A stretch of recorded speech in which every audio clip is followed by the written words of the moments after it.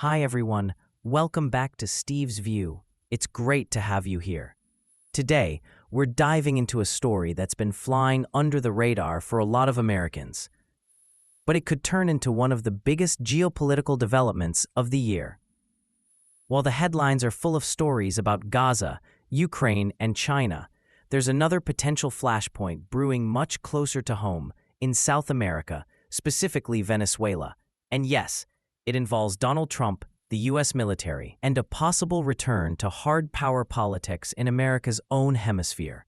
Now, before you roll your eyes and think Venezuela again, stick with me, because this time it's different. So here's the situation. Over the past few weeks, the U.S. has reportedly ramped up military pressure on Venezuela, including flyovers by B-52 strategic bombers, patrols by Black Hawk helicopters, and naval activity off the Venezuelan coast. Now, the official story from Washington is that this is part of a renewed anti-drug operation, targeting narcotics trafficking routes from South America into the United States. That's what the White House says. But if you look closer, there's more going on. Trump has been calling Venezuela's president, Nicolas Maduro, an illegitimate dictator and a narco-tyrant. He's accused Maduro of being not just corrupt, but actively involved in drug trafficking, and has reportedly authorized the CIA to conduct covert operations inside the country. In short, the U.S. seems to be tightening the screws on Venezuela again. And that raises a big question. Why now? According to the Pentagon, this whole buildup is about fighting the drug trade. American officials claim that Venezuela has become a hub for trafficking cocaine and fentanyl precursors from Latin America to the U.S. They say the U.S. Navy has intercepted several vessels carrying narcotics from Venezuelan waters, and that some of these operations have even turned deadly. But let's be honest, if you've followed U.S. foreign policy for long enough, you know that anti-drug operations can sometimes be a cover for something much bigger. Because here's the reality. The United States doesn't go through all the trouble of mobilizing B-52 bombers, naval destroyers, and special operations helicopters just to stop a few smugglers. This is about regime pressure and potentially regime change. Venezuela, under Maduro, has become one of the most anti-American governments in the Western Hemisphere, and one of China's closest allies in the region. That alone makes it a problem for Washington, especially in a world where U.S.-China rivalry is now the defining global tension. So when we see American strategic bombers circling near Venezuelan airspace and special ops helicopters training less than 150 kilometers away, we're not just looking at a drug mission. We're looking at geopolitical signaling.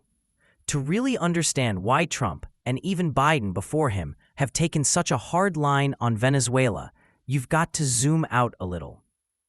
Venezuela is more than just another failed socialist state. It's also a strategic outpost, a place where China and Russia have gained serious influence over the past 2 decades. Under Hugo Chavez and then Nicolas Maduro, Venezuela built deep ties with Beijing. China lent them tens of billions of dollars, invested in oil, mining, and infrastructure, and provided political cover at the UN. For Beijing, Venezuela isn't just an oil partner. It's a foothold in what used to be America's uncontested sphere of influence. For Washington, that's a nightmare. Think about it.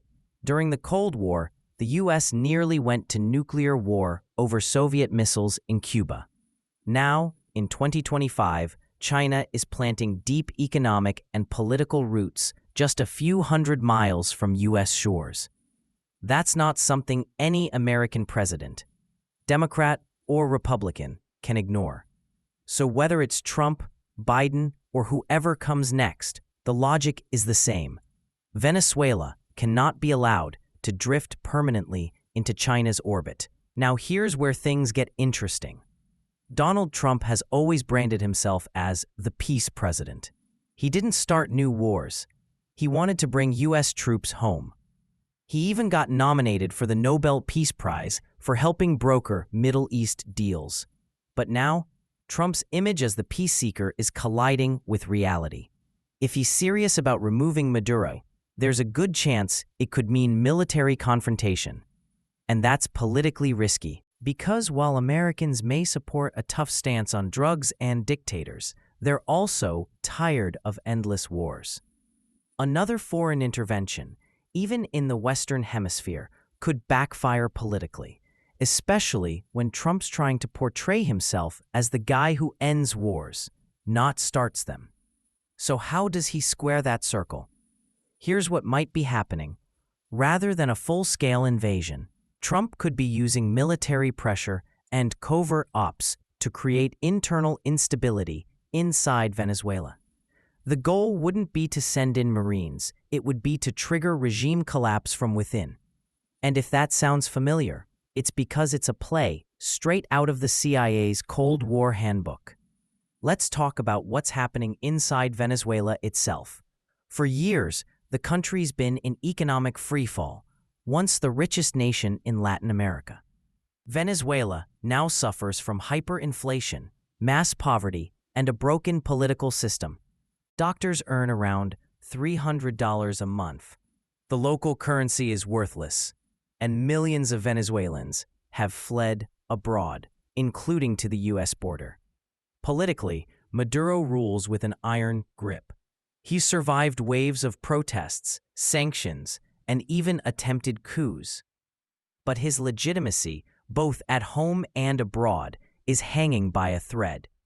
The 2024 election, for example, was widely seen as rigged. Independent monitors said the opposition's candidate, Gonzalez, actually won by a landslide, but the government announced that Maduro narrowly won instead. When opposition figures protested, they were arrested or forced into exile. Sound familiar? For many Americans, this echoes the same playbook used by authoritarian regimes around the world. Manipulate the vote, silence dissent, and claim victory anyway. So when the U.S. says Maduro is illegitimate, it's not just propaganda. There's a strong factual basis for it. So let's go back to those reports of CIA operations in Venezuela. Under U.S. law, the government isn't allowed to directly assassinate foreign leaders, at least, not officially. That's why Trump, when asked if he authorized decapitation missions against Maduro, called the question ridiculous. But ridiculous doesn't mean untrue. If history is any guide, covert action usually means sabotage, disinformation, funding opposition groups, or turning key military leaders against the regime. And that's probably what's happening right now. By increasing military pressure and making Maduro feel isolated, Washington is hoping to fracture his inner circle. If the generals or intelligence chiefs who prop him up start believing he's finished, they might turn on him, just to save themselves. That's the quiet strategy. Win without invading, topple without occupation, and call it a victory for democracy. Now, is this legal? That's where things get messy. Under international law, a direct U.S. attack on Venezuela would require either UN authorization or a clear act of aggression against the United States, neither of which exists right now. But Washington can, and often does, justify limited strikes or covert missions under the banner of counter-narcotics or counter-terrorism.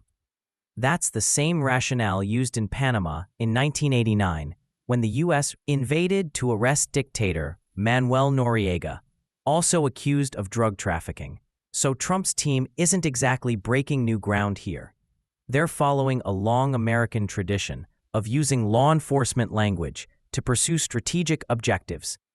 The line between fighting cartels and toppling regimes has always been blurry, and Venezuela might be the next example of that. Here's what's important to understand.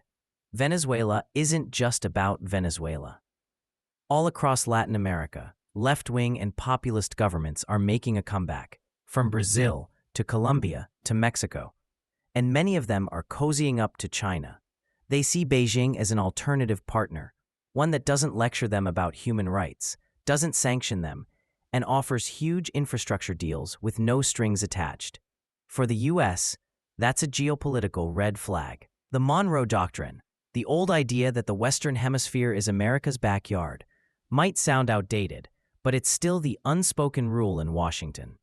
So when a regime like Maduro's not only defies the US, but also opens the door to Chinese and Russian influence, the response is almost inevitable. Contain, isolate, or remove. That's what we're watching unfold right now. Let's talk politics for a second.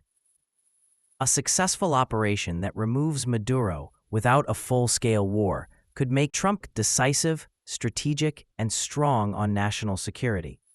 All things that play well with voters. But if it turns messy, if there are American casualties, or if the conflict drags on, it could backfire hard, painting him as another president who promised peace but delivered chaos. And make no mistake, the optics matter. For Trump, every move on the world stage doubles as a message to voters. I can make America strong again. And Venezuela, sitting right in America's backyard, offers the perfect opportunity to prove it or blow it. So, what happens from here? Well, there are a few possibilities. 1. Pressure without war. The U.S. keeps up the military presence, expands sanctions, funds opposition networks, and waits for Venezuela's system to implode from within. 2. Targeted strikes. If Maduro's forces attack American assets or allies, we could see precision strikes on key military or intelligence facilities. Not a full invasion, but a clear warning. Regime collapse. If the CIA or local opposition manages to fracture Maduro's inner circle, we could wake up one morning to find that Venezuela has a new interim government, backed by Washington, of course. 4. Or worst case, direct confrontation. If things spiral out of control, the U.S. might intervene militarily to restore order or protect civilians. That's the nightmare scenario, and the one everyone hopes to avoid. What's ironic about all this is that Trump's approach, mixing threats with negotiation, is classic American realism. He's not trying to rebuild Venezuela or turn it into a democracy overnight. He's trying to force a change in behavior by showing strength. That's peace through strength in action. But it's a dangerous game because every show of strength risks escalation.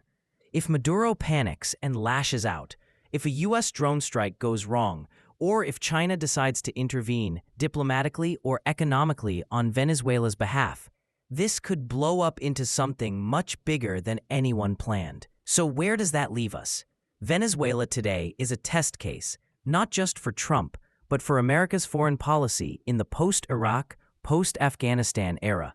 It's about whether the U.S. can still project power close to home, and whether it can do so without falling back into the same cycle of intervention and regret. Trump may call himself a man of peace, but even peace presidents face moments when they have to choose between looking weak and taking action. Whether that action is wise or reckless, only time will tell. But one thing's for sure, as the US and China battle for global influence, the front lines are moving closer and closer to home. And Venezuela, this impoverished, oil-rich, deeply divided country, might just become the next proving ground for America's power in the 21st century. Thanks for watching, and if you found this analysis useful, don't forget to hit like, subscribe, and share this video. It really helps the channel grow. I'm Steve, and this is Steve's View. See you next time.